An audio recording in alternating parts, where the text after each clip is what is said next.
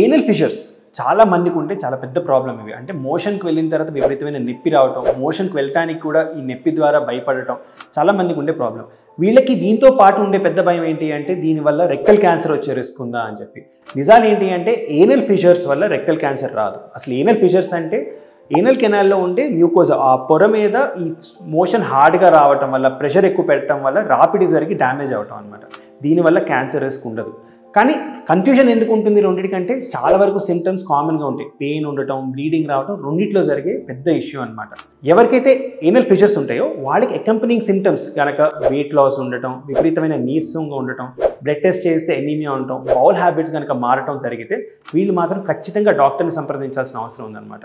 ఇది కాకుండా ఏనల్ ఫిషర్స్కి ప్రత్యేకంగా తీసుకోవాల్సిన జాగ్రత్తలు ఏమి ఉండవండి. దానికి డైట్లో మనం ఫైబర్ కంటెంట్ పెంచుకుంటూ, రెగ్యులర్గా వాటర్ తీసుకుంటూ, ఫిజికల్గా యాక్టివ్గా ఉంటే ఏనల్ ఫిషర్స్ అనే ప్రాబ్లం నుంచి చాలా వరకు రికవరీ ఫాస్ట్గా ఉంటుంది.